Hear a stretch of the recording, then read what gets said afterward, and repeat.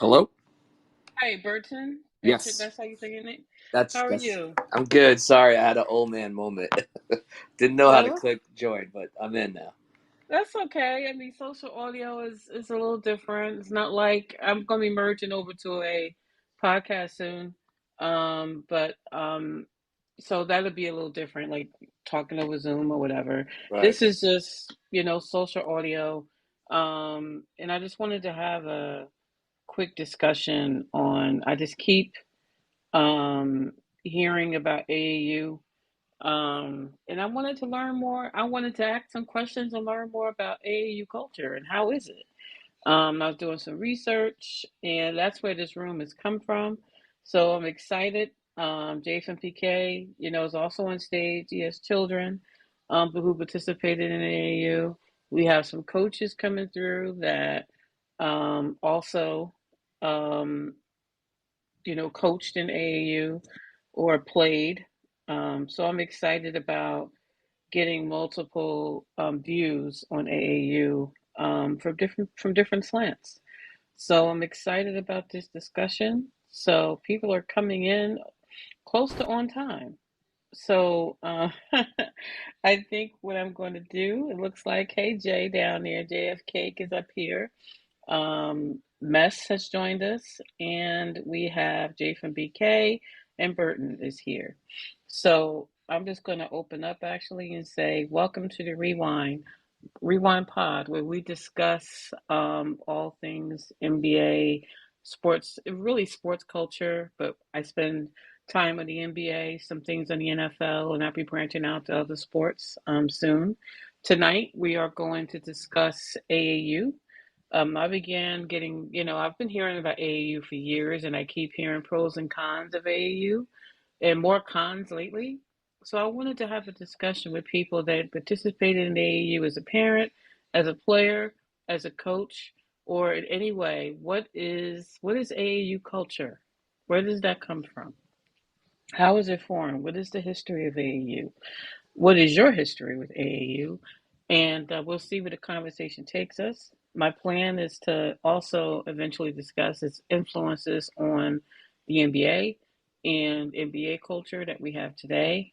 But we're going to start with looking at AAU culture on its own, and we're going to start there. So we have on stage, we have JF Cake. JF, you want to introduce yourself and why you're on stage? Yeah, good evening, everybody. My name is JF. Basically, I can relate to this subject a lot. I'm actually a coach and I deal with kids, but I coach football. But AAU, I was in AAU on a B team, so I have an experience with that, and I understand the ins and outs of AAU. And I think the major problem with AAU that you're explaining and everybody else is trying to explain is that this is I guess you can Before say, we a go type there, of. JF, before we go Uh-huh. into the problems, I just want to get everybody to introduce Oh yeah, themselves yeah, and yeah. their relation So to AAU first, and got I'll you. come back and we'll circle back. Jay, Yeah, so I'm just very involved with the kids, so like I have like a understanding of what a child needs compared to what an adult wants. So I'm here for that. cool. Jay from BK, introduce yourself and what brought you to the stage with regarding AAU. Good evening, everybody.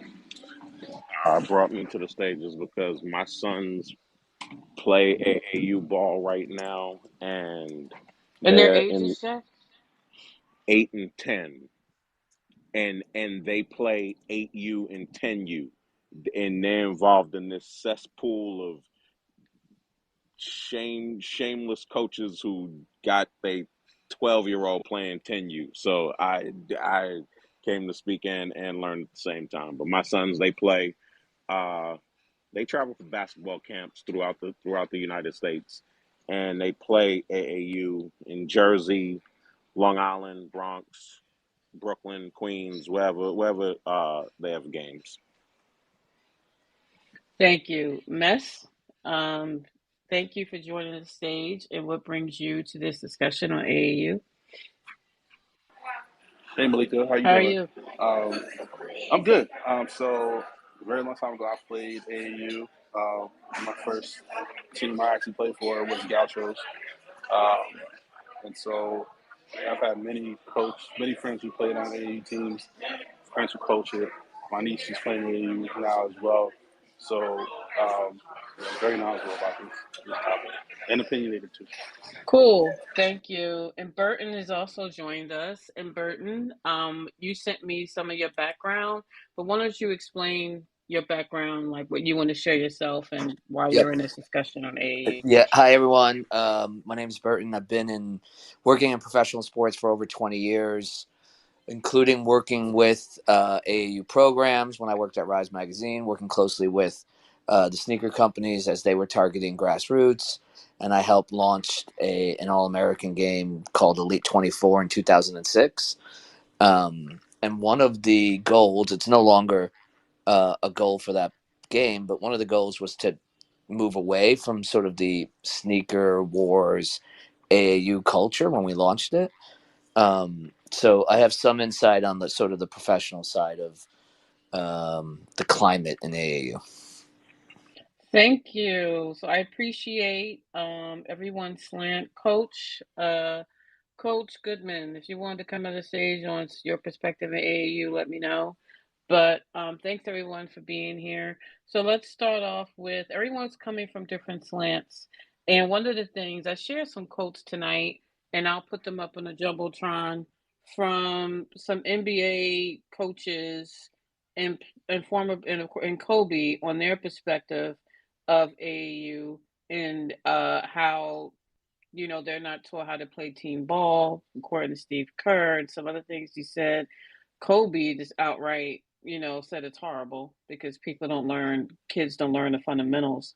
So I wanted to go around and if you can name a top issue with AAU, what would you say that was? And I wanted from each of your individual perspectives on AAU. We could start with JFK and work our way to Burton. So go ahead, JF. Yeah, just to keep it quick, Malika, I think the biggest issue is the adults. I don't think they have true intentions. And I'm not speaking of all of them. I'm just speaking You mean, and when you about say some of them. adults, do you mean parents or coaches? I want to make sure I No, understand the slant. no, that's a sticky situation because it can be either. You get what I'm saying? Like it can definitely be on both sides of the fence, and that's what I'm saying. A lot of some people just live in a facade world when they're grown ass adults, and they got to understand that it's better off for the children to develop the right way instead of just trying to microwave the situation. And somebody mentioned the sneaker wars in AAU, and literally, that's if you understand that, it's just a big money grab at the end of the day. Same thing like 7-on-7 for football. It's not actual basketball. You don't teach them the actual stuff. It's just to showcase their talents, and that's what AAU is to me, just to showcase your talents. But I don't think they teach that much because if they did, they would be developing players instead of just trying to grab big names and form a superstar team. And I think that just hurts the mentality for the kids because the kids grow up thinking something different when the NBA and NFL are two different things in the 7-on-7 and AAU. Like Kobe just said, they're not being properly developed, and you can see that in somebody like Markel Fultz, highly recruited high school player coming out into Washington from AAU ball, and he just doesn't amount to anything. Or you could be a Julian Newman, who you feel me, like you just are too fancy, and you're not. How can I say you're not fundamentally sound, and it does leave a negative effect on a lot of players. And I don't know if we are missing out on some players that we should be seeing in the NBA that we don't just because of the development of AAU. So that is my biggest issue is like what are the adults really doing with the kids nowadays, and what are their true intentions? Great. Jay, from your perspective as a parent, what is wrong with AAU from your perspective as a parent? I too will echo the adult coaches and some of the parents, but I'll put it more on coaches because they're supposed to be the leaders, developing the young talent to the older talent, and they'll they're shameful. Like you know a child is too old to play certain ages, and you'll still look. you'll still have your child play against someone who's just attempting to get better. You know, put your child in the age that they belong. If they're not able to level up, then that's on them. But it's a lot of coaches who skirt rules, and there is disgusting behavior. Also, some parents really be out of pocket with how it's not about the children. It's about them and their egos and trying to live through their children. So they get really out of hand at some of these tournaments and have to be brought back down to earth. And they're not setting good examples for their children in terms of how to be young men and how to grow up and really harness emotion and grow properly. Thank you. T'Challa, we'll come to you last. We'll get to you. Mess, from your perspective as a former player and former, you've been playing hoop for how long? Not to date yourself, right? But like from your perspective on, how you as a player and how you grow, in terms of how you mature in AAU from age to age.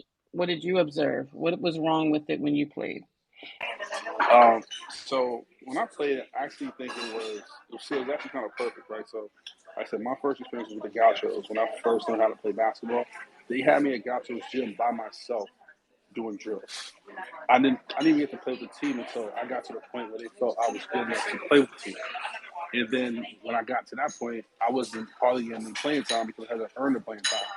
So I came from a time when it was serious, and the Gauchos, Riverside, like those are serious programs. I think what's changed though has been the money, right? So there's so much money that's in AAU now, whether it be all these different places, all these different tournaments that pop up every week. If bigger companies, funding teams, parents funding teams, whoever funding teams, there's just so much money that it's blurred the lines. It's and also having the social media, right? So it's no longer like let's try to help these kids find an Mess, you're outlet to learn breaking how to up play pretty the game. bad. I can barely hear you. Oh, sorry, I'm gonna go outside real quick. Um, yeah, it's less about trying to learn how to play the game and more about how can we exploit the kids at this point.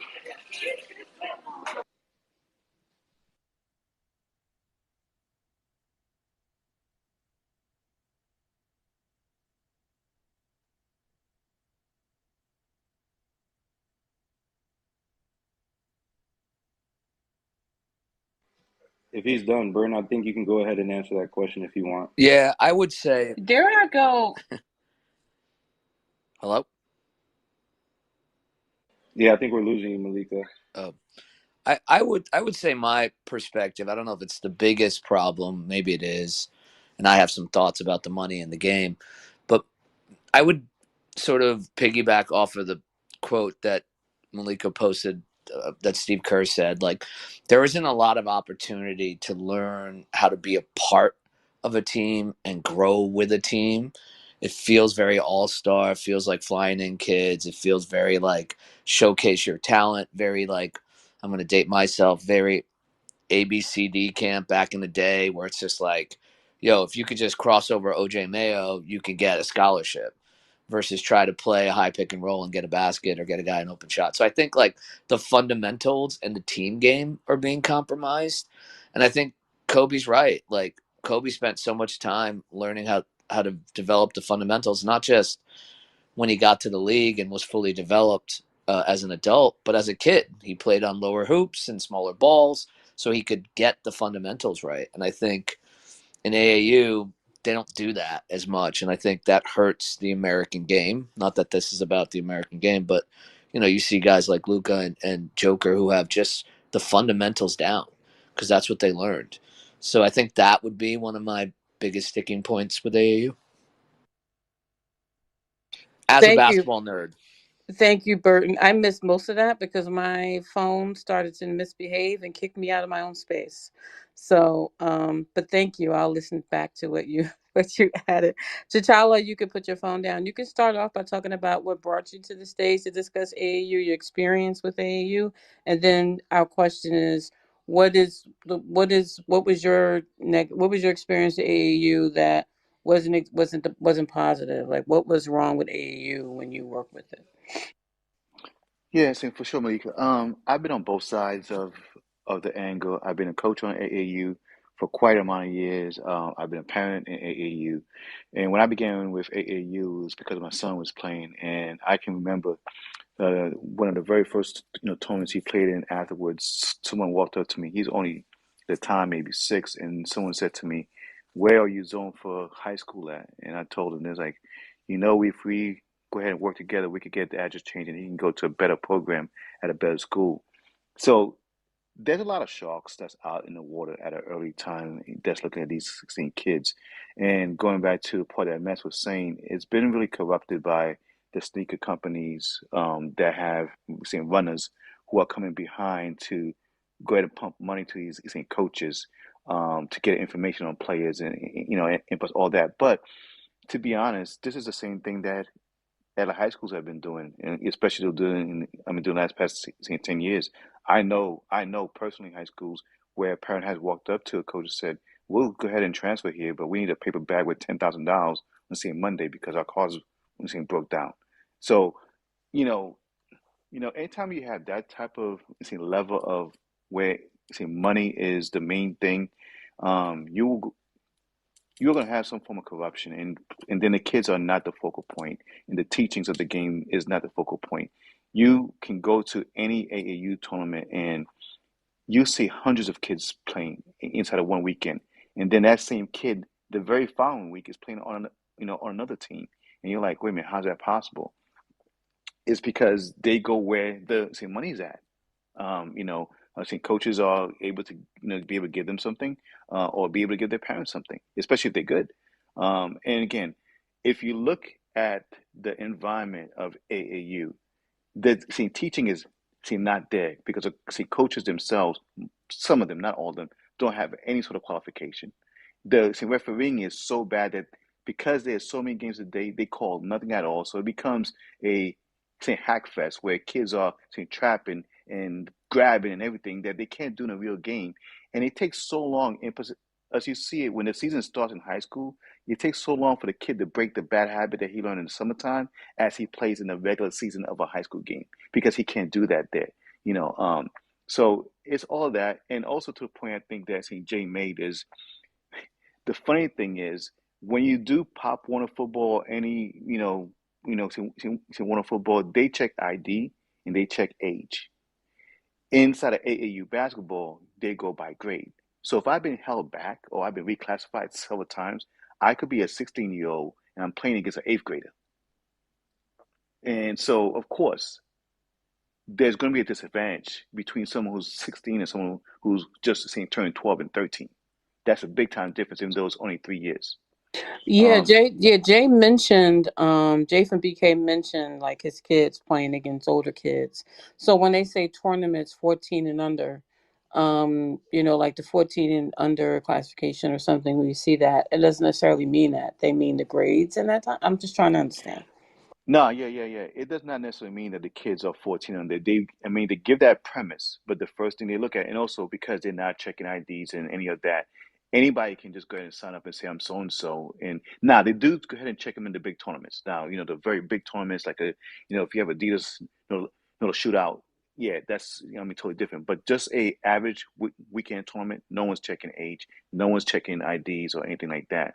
But when they say 14 and under, that's them saying 14 and under, but you could be 14 and playing under who? Under 12? Under That's a 11? good point. So, That's a good point. Can we go to talking about the sneaker culture of AU versus the those non sneaker culture, like the difference between the two? Like with the sneaker culture, money grab, publicity, or whatever you can get from that, type of tournament versus the AAU that may be more focused on development? Like, is there a clear separation between the two? And if so, what is the clear distinction between both programs? Anybody can jump in here. Hey, Malika, before you get that, I just wanted to make one clarification. So when kids play on AAU teams, you have to submit your birth certificate.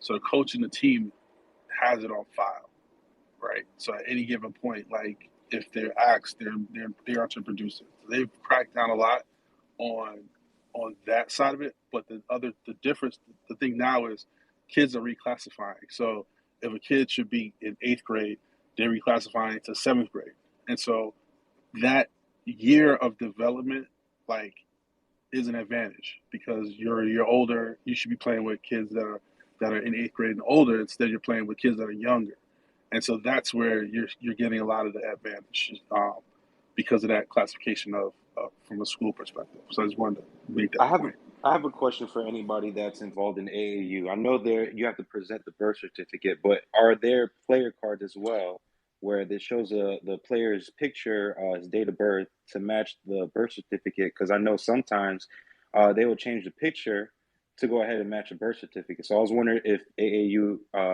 is requiring player Now, cards. to the point that Mess made on that is that, I'm sorry, Mess, I mean, did you want to answer that? I know that they are requiring in the big tournaments, but in the average weekend tournaments, if you're just in a local AAU tournament, they're not checking it. To the point that Mess just made, when you go ahead and reclassify, um, yeah, it's anything goes basically. So yeah, I mean, I think it depends on the same level of the same tournament that you're playing in, on how in depth they are. But most local tournaments, there are so many of them, they're not even trying to go ahead and check any information to identify.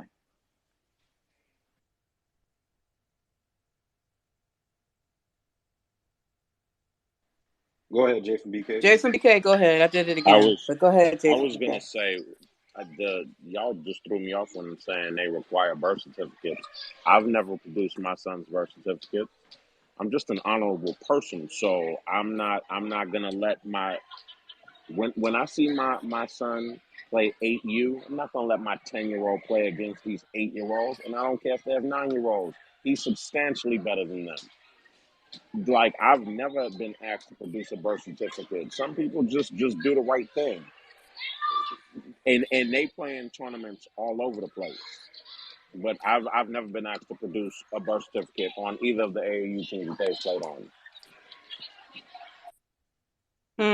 So not consistent practices that we're seeing. Okay. Let's talk about the sneaker circuit of AAU versus the non-sneaker circuit. What are the biggest differences? Okay, on the sneaker circuit, obviously money grab.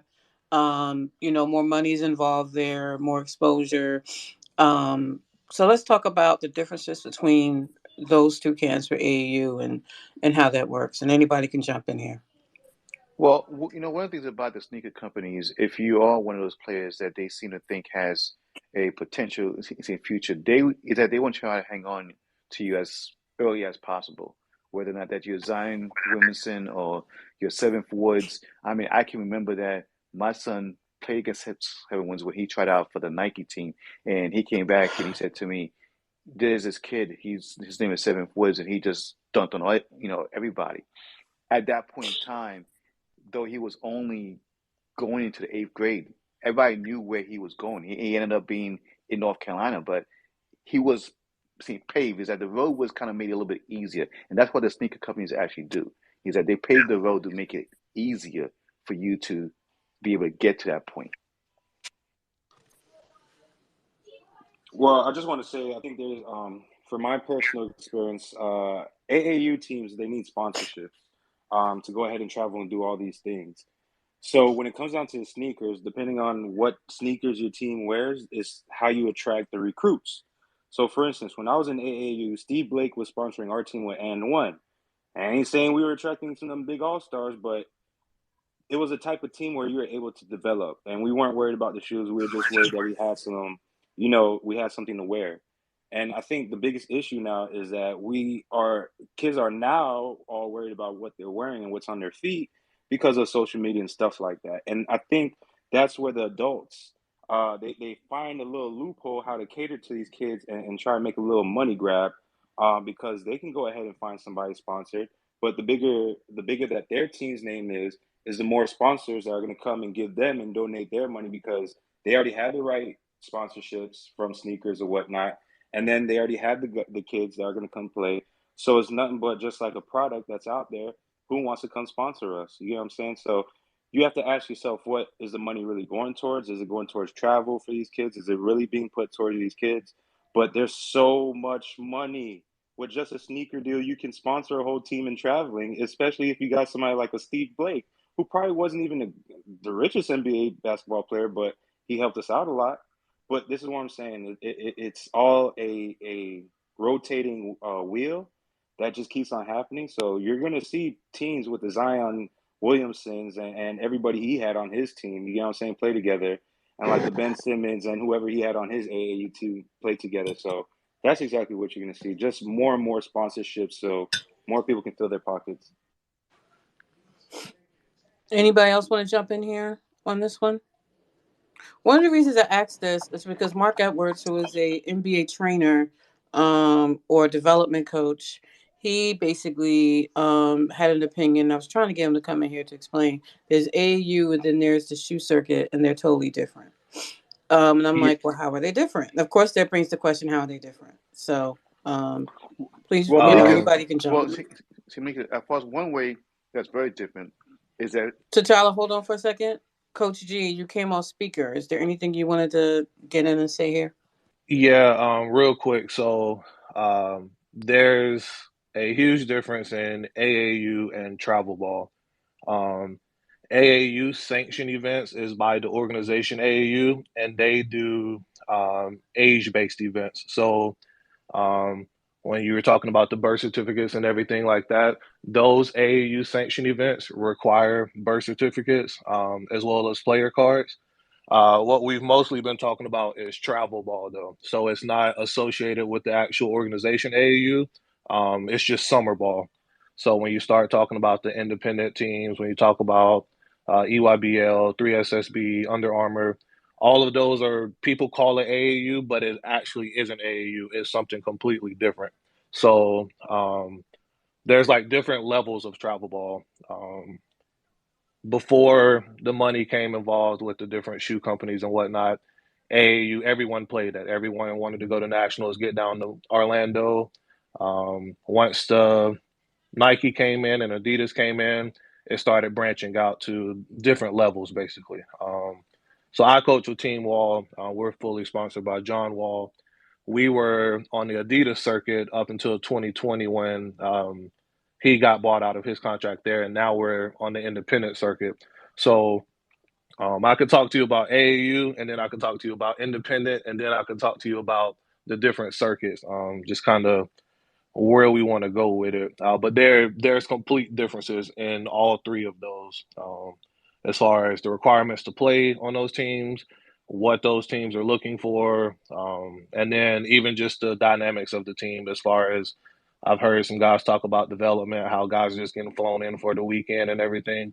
That is 100% accurate with some of these top teams, and that's because it's a money thing. Nike is basically sponsoring those teams to say, hey, your job is to provide the best players in the country and put them on our platform, kind of thing. So it's a little different. We can deep dive in, but I just wanted to make sure everybody understood that when you say AAU, that's actually an organization that does actually have rules and regulations that most of the other travel ball associations don't have. I appreciate that, Coach. T'Challa, you wanted to get in here? You were about to say no, something? Dad, I was going to say some of what he just said. He seemed perfectly said it. Excellent. Like I said, they all seem different levels. And one thing about the sneaker side, though, you get the better coaching, you get the better training. When you are sponsored by a shoe company, not just the fancy uniforms, but it's just everything else. But if you're just on a local tournament, like he's saying, just he's saying travel ball, I think that's what most people see because it's everywhere. It's very common, and there are so many kids who are playing it that you have so many. You see different people who are ill-equipped to be, I thought, responsible for your kid, because I call it being responsible for the kid also, because you have to be a good role model, and a lot of these people who are coaches on the AE level should not be anywhere near kids. But I just wanted to point that out. Thank you. So there's a big distinction between the two. So, of course, the money grab is there for the shoe circuit, but when I'm thinking about those people on the shoe circuit over the summer, it was mentioned earlier, like, but those kids transitioning from the shoe circuit and then transitioning to regular high school ball, how does that work? Like, how does that transition? Have you guys saw examples of kids like floundering with, switching between playing the AAU type ball and playing the organized ball in high school? And anybody can jump in here. So a lot of times the coaches that coach them in AAU are their high school coaches. So it's a constant continuation of the program of that coaching, right? Where they get. So that's a benefit, right? Like you get in that, it's consistent. Sometimes these kids don't qualify for high school, right? And that also comes in with the reclassification. Because they may not have their grades, so they got to transfer out to another school. And then when they go to the other school, their grades aren't as good, so then they got to reclassify grades down as well. Um, it's it's I'd say it's challenging, but these kids now, they play so many games and they're used to hearing so many I heard it different could be as many voices. as four a day. So you could have a kid playing 4 games a day. That's Yeah, it's like yeah. for a weekend, weekend tournament. But like they're playing so many games that they get to the point where they they're better at it as in a quote unquote professional manner than say we were, because we weren't playing four, we were playing maybe one and two. So I think their mentality and mindset, because they've been conditioned to play so many games at such a young age, that when they transition back to high school, it gets even slower because you're only practicing once and you playing again. And that's when you're supposed to like really just hone in and be able to like work and get better at your game.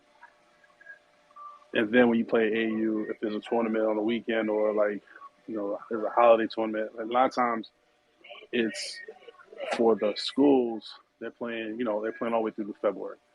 So like March, if you're lucky. So now April through the summertime, you're AAU, and then that's when it ramps back up. Now another thing with AAU that pops up is that I heard discussed is the colleges that also, like, some of the AAU tournaments from what I was reading also could cater to some of the colleges. And so how does, like, in terms of timing and seeing some of the top talent, especially if they're upperclassmen.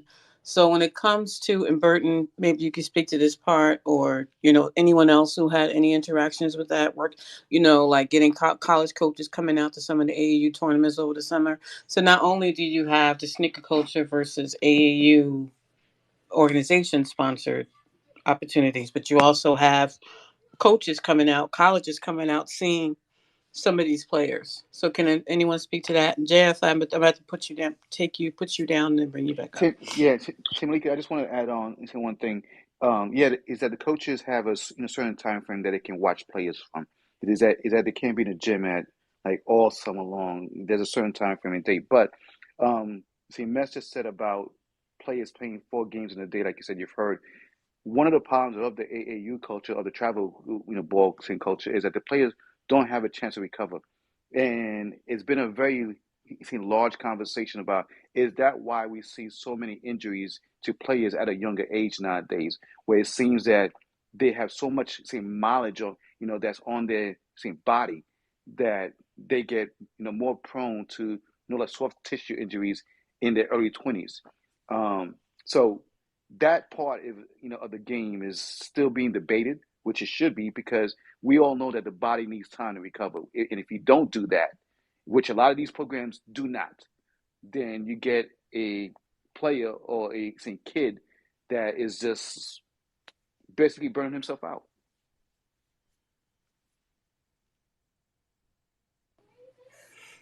Yeah. Anyone else want to jump in on this? Go ahead, Coach. Oh, so with the college coaches for Division One being in the building and whatnot, we have what's called live periods. You have specific live periods in the spring and also in the summer. And that's when the Division One coaches can actually be in the building. They can communicate with the players and the coaches and whatnot in person at these events. Um, those events are a little more structured just because of kind of who's in the building kind of thing, and you can only play a certain amount of games per day in those events. So you can only play 2 games a day in those events. You can only play a certain amount of games in that entire live period.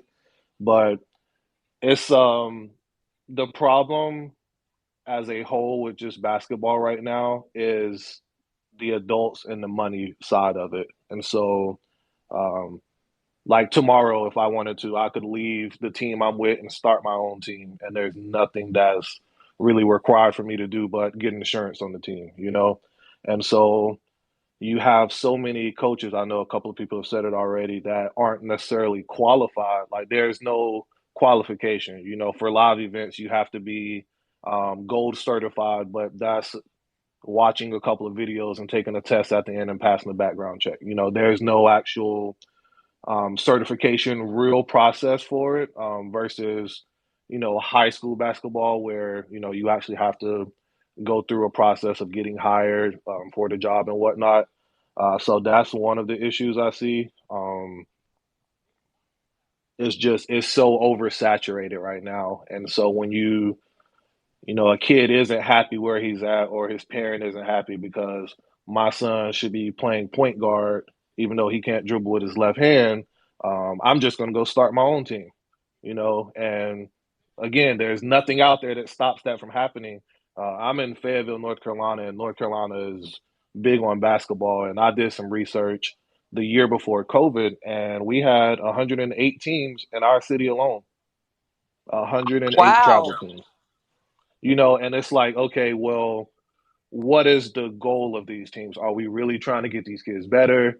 Is it, hey, I want to be in the picture holding up the trophy with the kids? Is it I want my kid to shine? That's when it boils down to, unfortunately, the adults right now are controlling a lot that they aren't really focused on the kids.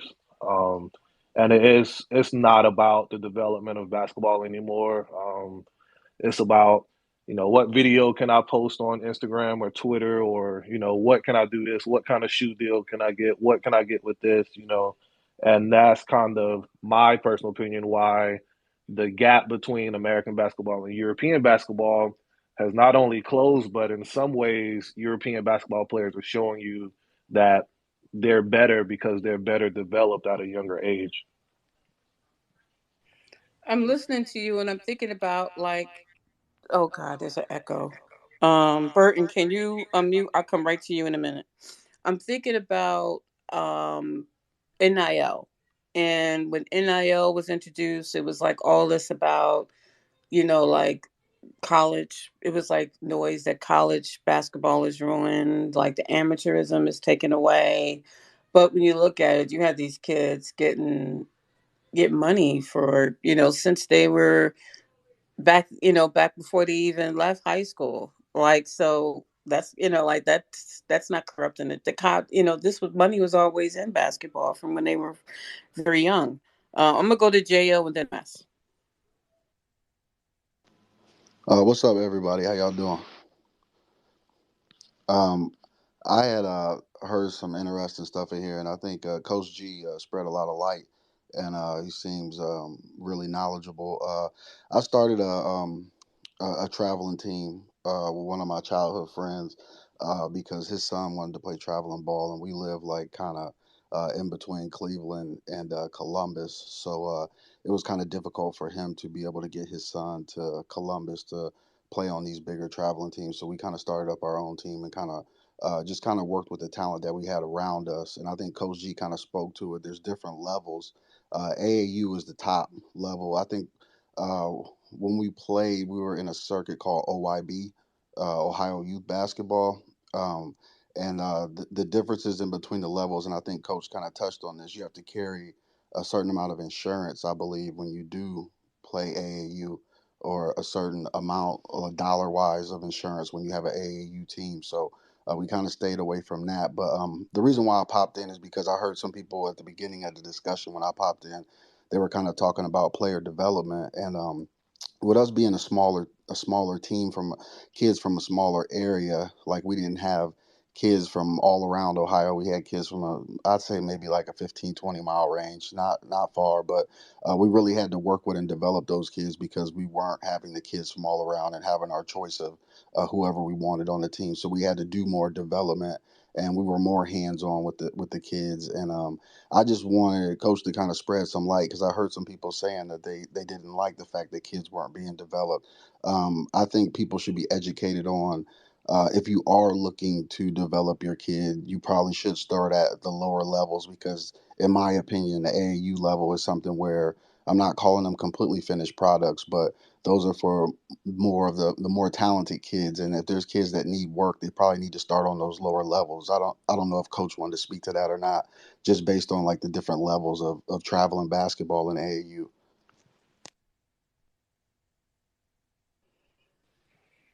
Coach G, do you want to speak on that? Actually, I need to go to Burton and then I'll go to Mass because I skipped over Burton.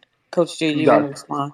Thanks. yeah, just oh yeah, Burton, you can go ahead. Sorry, I'm pivoting a little bit of this conversation because I'm hearing the same theme over and over about the money, and I forgot who said it. Anytime big money's involved, you're bound to have corruption, and I agree with that sentiment. Um, but I also have a hard opinion that the money shouldn't be out of the game.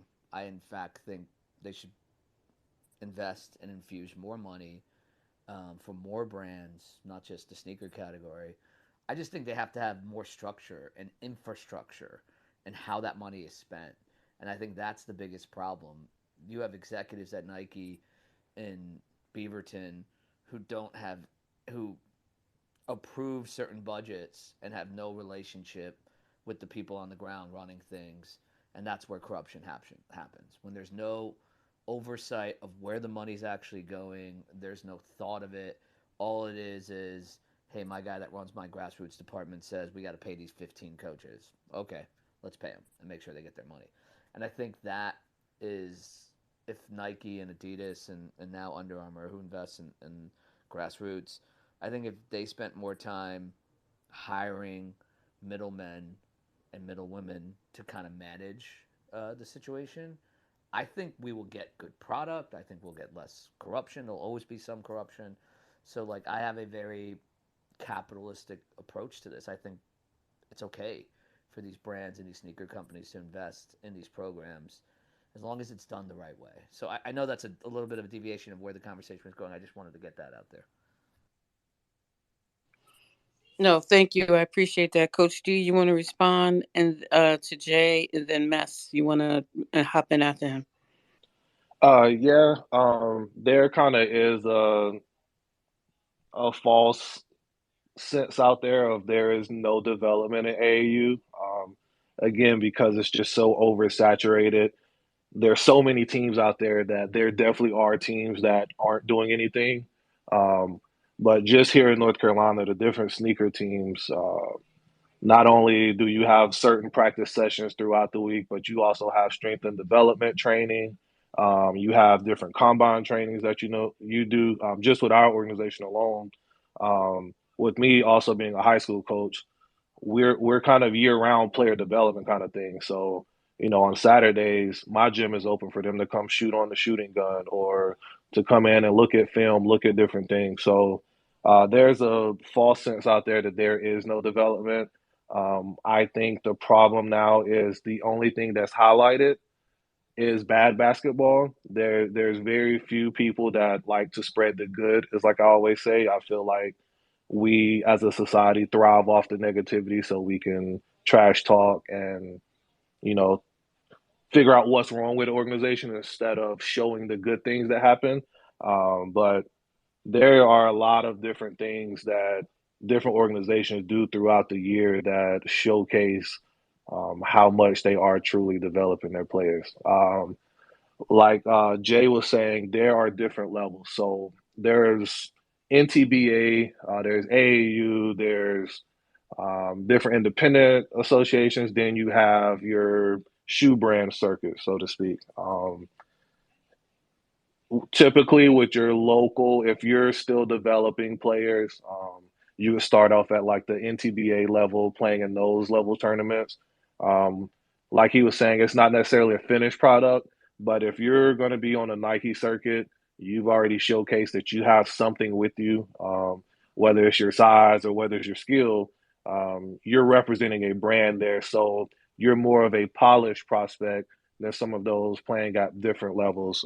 So that's what you'll see for the most part with the different levels, whether it's NTBA, AAU, the independent circuits, and then the shoe circuits, to where as an overall product, you see the talent level increase at each level there. Um, and you kind of have to know as a parent what level your child can play at realistically and what's going to benefit them the most. Some people chase, hey, I want to play on the shoe circuit or I want to play Nike EYBL, and I'll be honest, everyone can't play Nike EYBL. That doesn't mean you're not good enough to play college. That doesn't even mean you're not good enough to play Division I basketball. Um, but there are different levels of basketball in the youth programs, and people chase names more than they chase and look at where they are realistically and what's going to benefit them to get what their goal should be is free college, you know. Thank you. Jade, you came up for a reason, I know. Jay from BK. Let me go to Mess and then I'll come to you to see what you wanted to respond to. Go ahead, Mess. Yeah. So quickly, I worked with Nike for a many years. Uh, they do a really good job of hiring local and having those local relationships with the community, right? And so when they do reach out and they do figure out the sponsorships, I think it's less like they don't know who it is and just budgeting, and more like they do know who it is. It's like they build relationships and they build friendships, and there's people they know, and so there's a little bit more, you're a little bit more lax versus if you were uh, objective and you were like, okay, these 15 programs, like what are they doing? How are they benefiting us? Blah blah blah blah. When you've known people for a while, like you're like, oh yeah, like we just run it back. Oh yeah, we got you, no problem, cool. So I think I think it's somewhere in the middle. Uh, Going back to your question about Europe, a lot of teams, so a lot of kids in Europe play for the clubs, right? So when you play on a team in a club, like think about it like varsity, JV, and then like varsity is like the men's team, right? Like the big team, right? So when I'm playing the varsity team. But then they have teams underneath of the club. So those kids are learning basically pro basketball at a young age because they're playing for the clubs, right? And so we exported basketball after 1992 with the Dream Team. After that, like coaches went over there, coaches taught these kids the fundamentals. College coaches went over there. You got college coaches doing a bunch of camps, getting paid for it, obviously.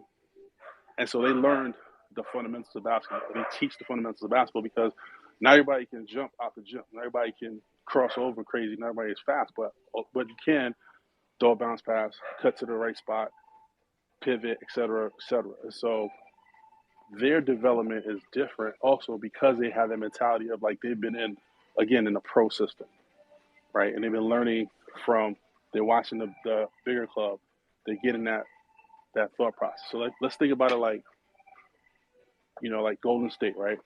Golden State, their um, G League team does exactly what their NBA team does. So when those players play, they play the same. They run the same plays, run the same system, everything. So when they come up, they fit right in. So they're learning how to play in the NBA from the G League. It's exactly what they do overseas. These kids learn from a very young age how to play for the professional team, and now when they come across and they play college, they do, or they get to the NBA, they're really, really good. They're really, really skilled. I mean, it's no coincidence that Luka is dominating. It's no coincidence that Joker is dominating. And they ain't the fastest players. They're not the most athletic players. They learned their basketball IQ was crazy high because that's what they teach those kids. So I think for us, like there is a lot of development, but it gets masked because there is the need to win. There's a need to showcase these kids who you think are next. And when you're trying to, you don't necessarily always have that dedicated time to practice. So some teams have that, have a gym, they can practice all the time, and they are working them hard, and they getting the kids better. And some teams don't. Like my niece's team, like the parents boycotted the last 3 tournaments because they said, "Yo, like our girls have not practiced in a month, and your coaches, you guys are doing other things. You're not focused on our girls. There's nowhere we're gonna go to Spooky Nook because we're not gonna be prepared, and they're gonna look bad and be embarrassed."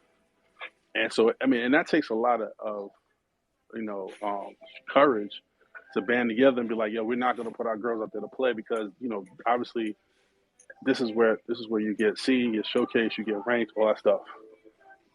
But that's when parents have to also say, "What's the best for my kid?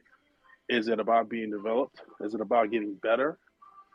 Or is it just about running out there and cross somebody over, get a reel, and then now I got a page, and now I'm a superstar, quote unquote." Thank you, Mess. I appreciate you giving us that knowledge.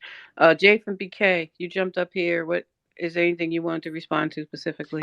And then we'll go to T'Challa and Jay, the No, other two. I got a phone call, so I didn't realize I was knocked down. That's why I came back up.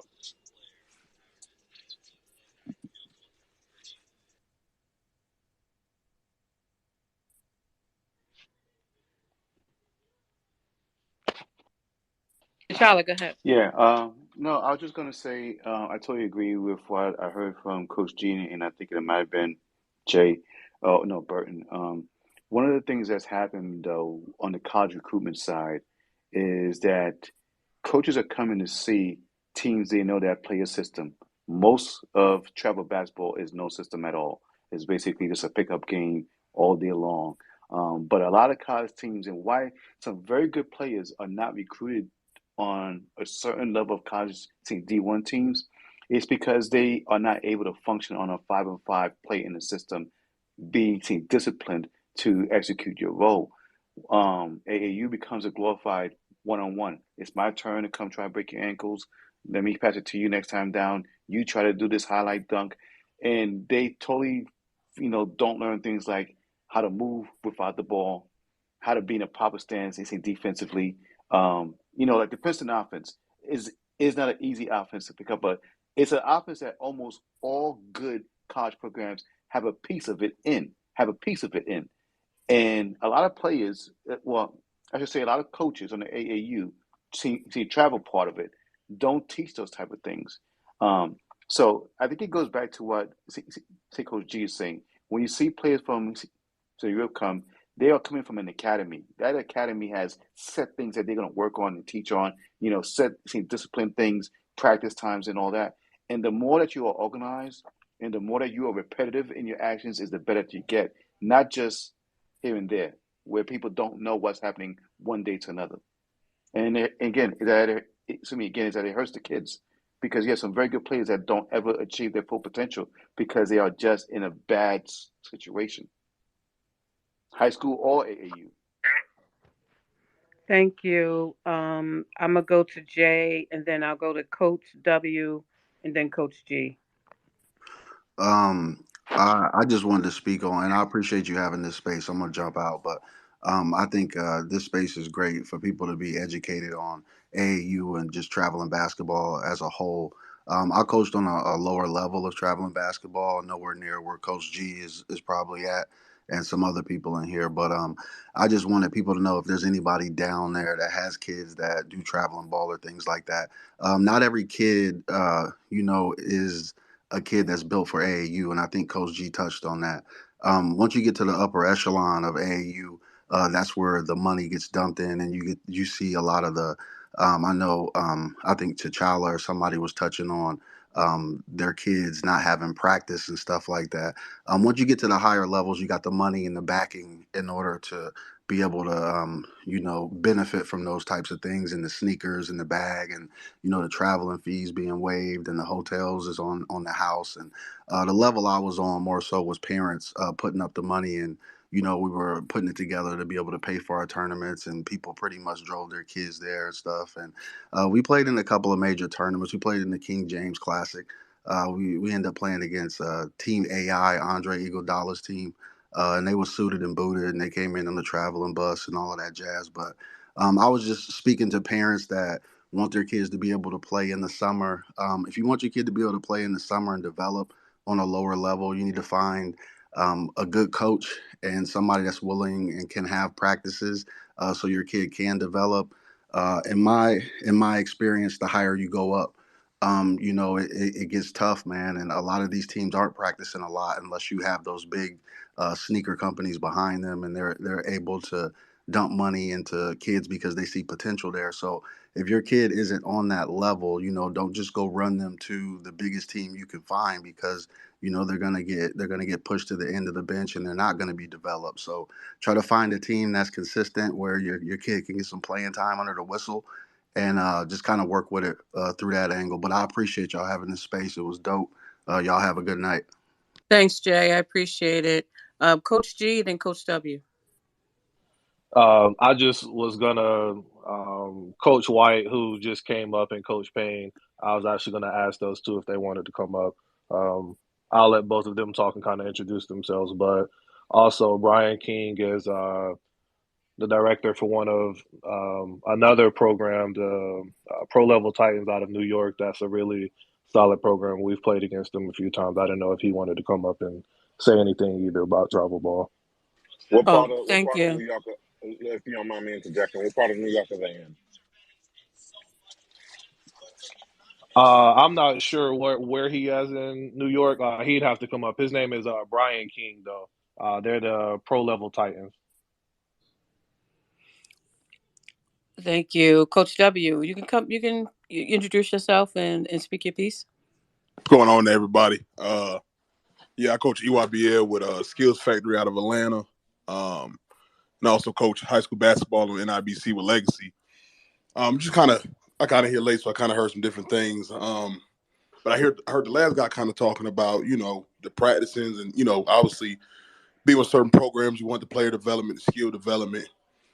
And as me being a, AAU coach and a high school coach, I think when it comes to the development piece, I feel like it's more on the high school side because you got the kids longer. AAU is generally based for players to get exposure. Um, so I kind of feel like, development piece, you should be looking at that as far as high school coaches, school he goes to, and things of that nature. And then he gets a little bit at also during the summertime when he's playing. So I feel like that falls more on the schools than more than the AAU coaches, because you hear that a lot where a lot of people say, "Well, you got to be the AAU pro when he can develop and things of that nature." But I think that falls on the high school. Thank you, Coach White. I keep saying Coach W because you come across as all I see is Coach W. So apologies about that. No, you're fine. Uh, so, you know, Burton, do you want to hop in here and talk about, what you see in terms of with the colleges and anything else with traveling ball that we talked about tonight outside of the corruptness and the money getting involved? Anything else you want to add here? I want to make sure I get the professional on the other side of it from where everyone else is. And then I'll go to William. Yeah, I'll just say I'm not as fully ingrained as some of these coaches on this spaces to know the exact nuanced process and how some kids get overlooked and how some kids get overhyped. A lot of these. Oh, no, I don't mean from that lens. I mean from your lens, things you may want to point out from your lens. Yeah. What I was gonna say was, obviously all of these major programs and even some of the mid-level programs have sneaker deals, and therefore they work with certain sneaker sponsored AAU programs or travel programs, we want to call it. So there's like that pipeline. So I can see how someone gets overhyped and how someone gets overlooked. I would just echo the same thing. I think that although the system is corrupt and it is leading to some long-term bad effects, I just would encourage, and I have these conversations mostly with executives at Adidas because they seem to be more open to hear this. Like, I would encourage those companies to reinvest into this grassroots market because even the kid that doesn't play in the NBA buys a pair of sneakers for his whole life because he's playing ball until he's 35 years old. So, like, it doesn't hurt you to reinvest in these kids. It doesn't hurt you to invest in the right way, the way, the European markets are, where they really care about the game. Because it ends up being a better product for all of us. So I would just echo that. And I would also say I got to run. I had a hard stop at 9. So appreciate the invite. I thought this was a well-articulated, spirited conversation. Thank you, Burton. I appreciate it. Coach W, you want to hop in? Coach Yeah, White. not Go yeah. ahead. I also want to say too, when it comes to the sponsor teams, Nike, Adidas, Under Armour. I mean, I know we was talking about practicing as well. Like, you probably only get 2 practices a week on the shoe level. I've ran my own independent program and coached, and I feel like with the independent team, you actually have a chance to get more practice and be able to skill develop with those guys. But on the shoe level, it is super hard to practice because you got kids coming from all different places and things of that nature. So I think the independent side, especially if you're looking for your kid to get the skill development, become a better player. The independent might be a little bit better way just due to him being able to get in the gym with those coaches more periodically. Hey, but let me just add into that, Malika, because I have actually gone and coached against Coach White. He'll probably remembers the name Oakbrook Prep. In South Carolina, and I can say this because I know of his reputation. He has touched a few players who have been on the pro level, and plus the Legacy program is a very excellent program. Not only about the players, but it's about the education that those kids are getting. So the grassroots of basketball, which the school was sort of founded on, was about making sure that the education part of it was also there. So he has done a lot of great work, and I just want to give him, just a little bit of his flowers. Say, Coach White. I appreciate that big time, definitely. Thank you. William, you came on up. Anything you want to add into this AAU conversation? I know you took part in some of our JUCO talks, so definitely hop in here. Yes, ma'am. First, I want to. Coach White's a friend of mine. We do spaces together, and I want to give him credit. He does things in every facet the right way. He's a really good resource when it comes to travel basketball. And one thing, this may sound silly, but one thing I like to kind of focus on is not calling it AAU. And I know that somebody kind of touched on that a minute ago.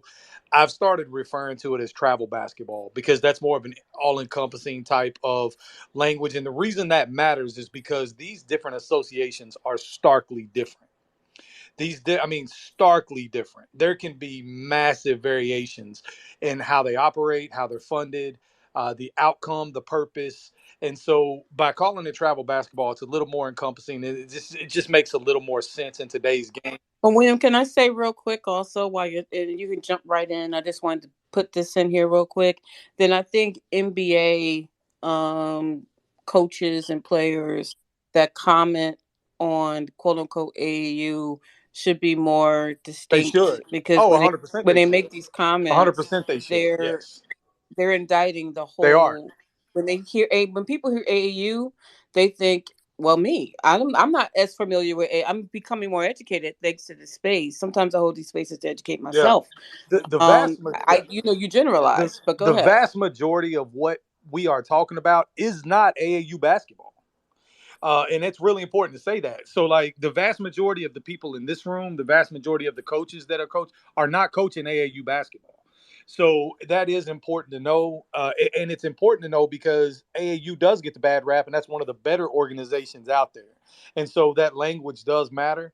But we've ran some really in-depth spaces on this topic. We had one about 8-9 months ago that was so big it literally broke. We had thousands and thousands of people in the space, and that space was. I think you were in that one, Coach White, when we were talking about the expenditures of independent programs and how Yeah. much it costs to run an independent program. Because one of the things, and for those of you that don't know me in the room, um, it's really rare that I would ever say anything like I'm getting ready to say, but I will say it. And Coach White, a few other people in the room can kind of vouch for what I'm getting ready to say. When it comes to the game of college recruiting, there are people that will tell you I'm one of the experts in the country.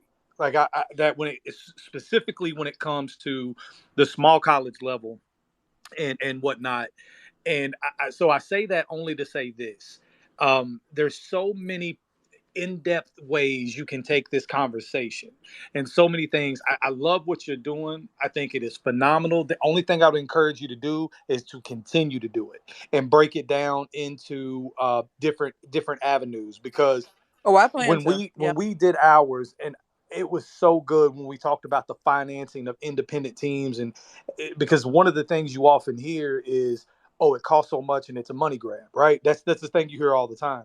And so I brought on some of the I live in Norfolk, Virginia Beach area. I brought on some of the good local programs that run independently here, and they all voluntarily shared their expenditures and why they charge what they charge and what they spend their money on, and even opened up their actual books via pictures that I posted at the top for everybody to see. And so there's just so many intricacies when it comes to this topic, that all I really wanted to say, I've been kind of long-winded, was I really would love to be a part of it and listen. I think that what you're doing is great. I hopped in late, so a lot of things that were said I probably missed. But it's a really great topic, and one that most people actually don't know a lot about. We've done topics in the AAU ranging, like I said, finances, the purpose.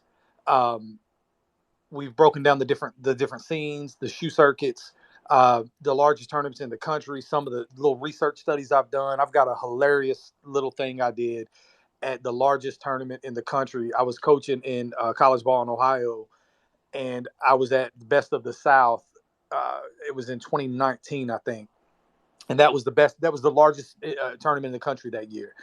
And I did a really just kind of a quick little gauge on what coaches felt about their players. And it's kind of lengthy, so I won't go into it tonight. But the next time you do one, I'll share it with the room, and I hope it's really enlightening in terms of the AAU scene in general, the travel ball scene in general. But yeah, I think you're doing a great job. I won't go into any of the avenues too deeply, but you're doing great. Please don't stop it. Keep sharing it. Like I said, that's the only advice I give you is don't stop doing it, because a lot of people need to be educated. They don't know what goes on behind the scenes with some of this stuff, but by and large, the good outweighs the bad. I don't care what anybody says with this. A lot of these people are coming out of their own pockets. They're trying to give these young people an opportunity to try to get them seen. Yes, there are a lot of people who are doing it wrong, but far and away, most of these travel ball coaches are in it for the right reasons. They're trying to give these young people not only a chance to get seen to go to college, but to keep them off the streets, to give them something positive to do, to teach them camaraderie and team. There's just a lot of positive stuff with it. So all in all, I really am a fan of what you're doing. Thank you. I appreciate that. That means a lot. I'm going to have some of these chats like at least once a month where we look at a different topic within JUCO and AAU. So that's the goal. And that's what my focus is. I'm even going to do a podcast series on traveling ball. If I can So ever help you at all, please. I was a college. I've actually won a championship as a head coach at the college level. I was a JUCO coach for years. I've coached across. I'm an athletic director now, but if I can do anything, if I can be a resource for you, it doesn't matter. If you just need to pick my brain, whatever you need, please feel free to reach out to me anytime, and I'll help you any way I can. I appreciate that, and I will reach out. A mess, go ahead, and I think I'm gonna close soon because our next month I wanted to branch off into another topic regarding this. But mess, go ahead. Yeah, I think we've touched on a lot of topics on what makes AAU so terrible. But I think Yeah, the and yeah. So go yeah, ahead. I I think think I yeah, that's my fault. I set it up the wrong way. But go ahead. nah, it's I just want to just kind of talk about some of the things that you know, as young black kids in New York City, you know, having organizations that take them out of Brooklyn, out of the Bronx, out of the city, and get them the kids to see a different part of the world. Uh, it just changes their perspective on life, and having and being able to meet people from different walks of life as well, because you're playing in a tournament in North Carolina or you're in California and you've traveled across the country like that. That's really impactful, right? And we kind of gloss over it because you know the volume of travel, quote traveling ball, but it really does. You form, you meet you make friends, you form bonds. Like you know, we talk about the Banana Boat crew, right? Braun, Melo, CP3, and Dwayne Wade and Chris Bosh. But guess what? They all met each other playing AAU ball, right? Like Booker, uh, who else? Tatum, all them cats. They met each other playing at Nike's, EY ball, right? And they became friends. And as they became friends and they became competitive, they all drove each other to get to the next level. And they played with each other in college, and then they played with each other in the NBA. And so, like, the thing and that's what I really want to highlight is that you make friends and you meet people, and now you meet friends who and meet people who are like minded as you, particularly in sport and particularly in basketball. And we may not live next door to each other, but if we live across the country from each other, we can still be in touch and be friends. And again, this digital age is easier. So I just wanted to highlight that part. It's just saying again, the travel, the exposure to different world, the different outlook on life, and then making friends and meeting people that you may never have met because you're playing basketball on the circuits.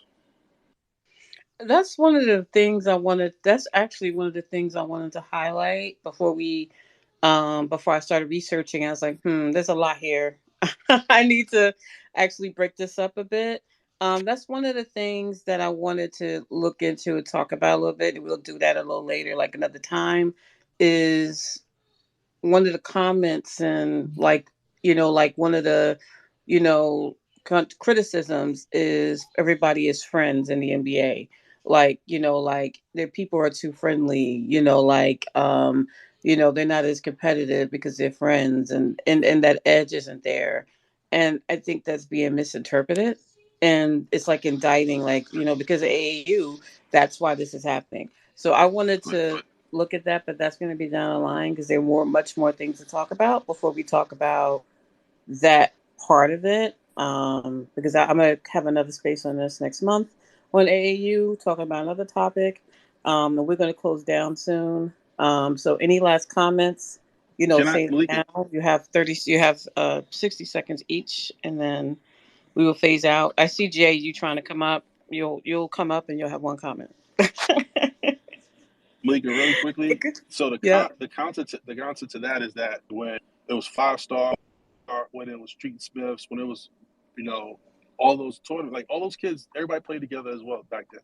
Everyone was friends back then, and everyone was just as competitive. You wanted to be ranked ahead of your friends. So it's no different than it was 20 years ago, 25 years ago. It's just that now, because you've actually made it to the league. Like a lot of guys made it to the league as friends. And a lot of guys, I mean, look, Jordan and Ewing and Barkley, they fought each other every single time on the court, and then they was playing cards and playing golf and smoking and drinking afterwards. It's no different. Yeah, that's how I see it, actually. That's how I see it. Like, like back then they were more, they didn't have social media and all of that. So you didn't know that some of these guys were friends and hung out behind the scenes. You just didn't know that because we didn't have social media. So it looks like, oh, they weren't really friends. They just went out there and competed and blah blah blah blah blah. When the picture isn't always green on the other side. So we'll go to Jay. You can give your one comment and then we'll go to Chris, and then we'll close on out. And next month we'll have another space on AAU on another topic regarding AAU. This is really just an introduction, really, but we'll go deeper next month. Go ahead, Jay. Hey, Malika, I appreciate the space. I appreciate everybody that came in and participated. I learned a lot. I just wanted to speak to the part that I did know about, which is this false narrative of guys being friends because, like Mess said, I mean, you had Magic Johnson and Isaiah Thomas kissing each other on the jaw before a finals tip off. And then the other thing is, they say, as a criticism of Bron's generation, oh, they're too friendly, this, that, and the other. But then there's no love for Giannis because Giannis isn't buddy buddy. Giannis just wants to do his work, bust your head, go He's home. just with his brothers. That's it. And his Yeah, teammates. yeah, Like that's it. yeah. Yeah, and then Ja and the Grizzlies talk noise and this, that, and the other, and they don't like that, right? And so I think that this buddy buddy thing was a construct of an argument specifically to show why Braun wasn't as good as Jordan, because that's kind of when it entered the discourse. And that's really the only reference point of it. You know what I'm saying? Because nobody says that Steph isn't a killer because he doesn't scowl, like he plays with a smile most of the time. Nobody says that Luca, smiles too much. You know what I'm saying? I think that this whole thing of AAU makes guys too buddy buddy um, is just. I think I always thought it was a dumb argument because the NBA is giving out life changing money. So it doesn't matter that I'm friends with you. If I got to cross you up and embarrass you to get a $50 million contract, then love or no love, like or no like, whether I know your mama or not, you got to get this work. And that's the part that I don't think people understand or respect or appreciate is that relationships are relationships. Like Matt said, like these guys have known each other since 8, 10, 12 years old. Yeah, they friends because these are guys that only two elite prospects understand what it's like to have to choose, am I going to go to prom or am I going to go to this 3 hour camp thing that like Kobe is having or Tracy McGrady is having? Am I going to go hang out at the beach with my friends or am I going to go to this travel ball tournament? Like only the elite prospects really understand that pressure, like what shoe The contract, what sacrifices. coach, what Hmm. sacrifices. Yeah. And so it's You all got that's 30 necessary. seconds. Yeah, I'm sorry. But yeah, all that's necessary, man. And I just wanted to point out that even the guys who ain't quote unquote buddy buddy in the league, they got a problem with them players too, man. So I always thought that was a false argument.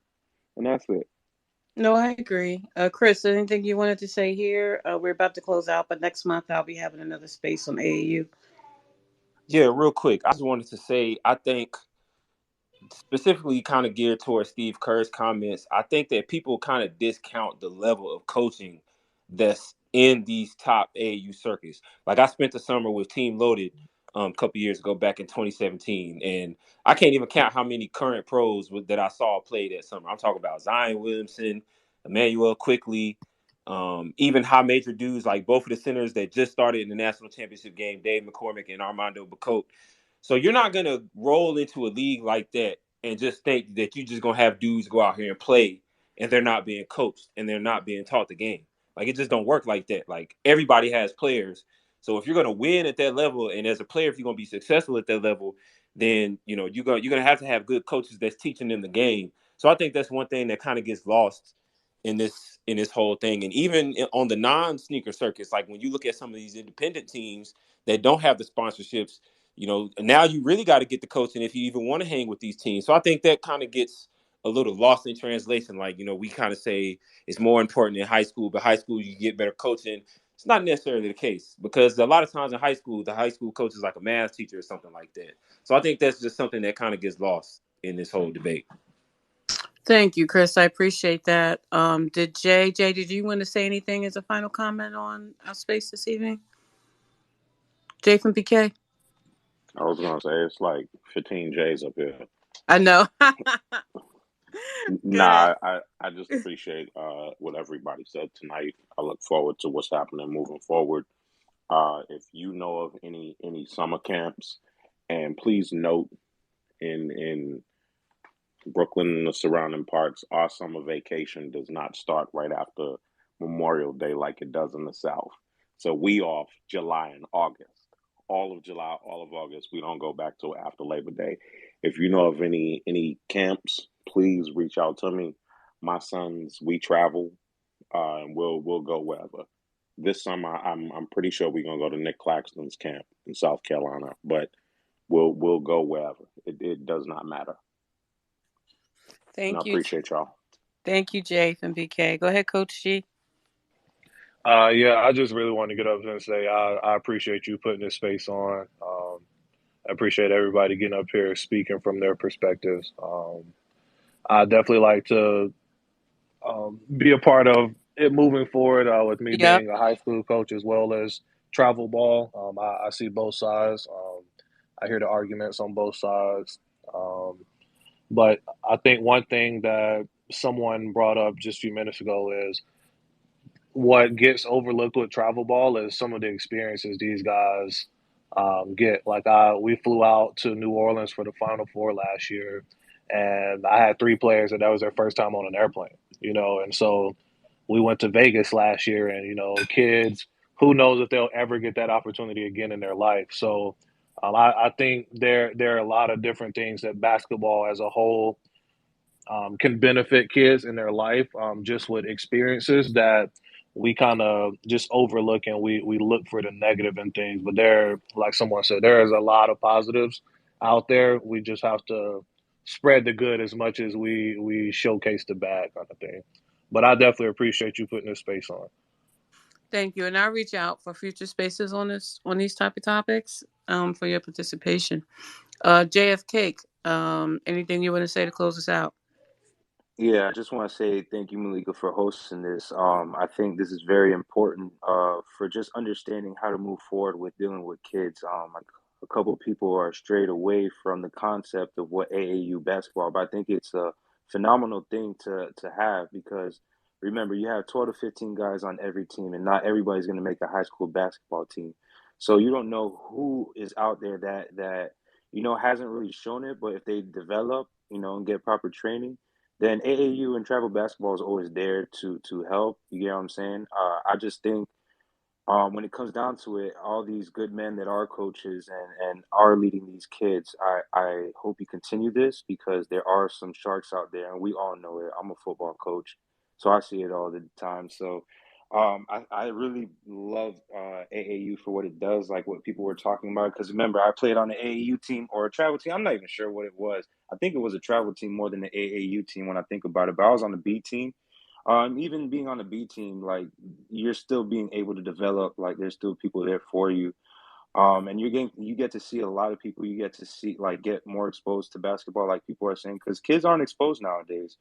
Especially after this whole COVID situation, like we got to get these kids out there. We got to get them away from just pasted on their phones and social media, and actually have them enjoying basketball and what it has to offer. So, I would just say this finally: if there's any coaches in here, please use social media to your advantage to find some kids that probably won't even get noticed on a regular level. But I think this is just a great opportunity to expose everybody. And if you guys do love basketball talk, definitely Maliika has the ReWind pod, and you can also check out HoopSpaces on Amazon AMP. I know Chris would want me to say that for him.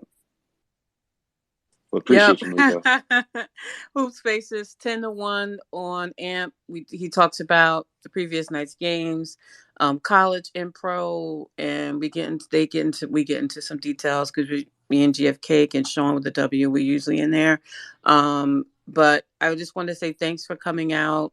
I am going to have a space next Tuesday, and I'm thinking of doing just a toxic space because I got into a discussion last night with a fellow Nets fan about his vision of who the best player of all time is. I'm not going to do the best player of all time. I think I want to talk about top fives and people be able to defend their top five.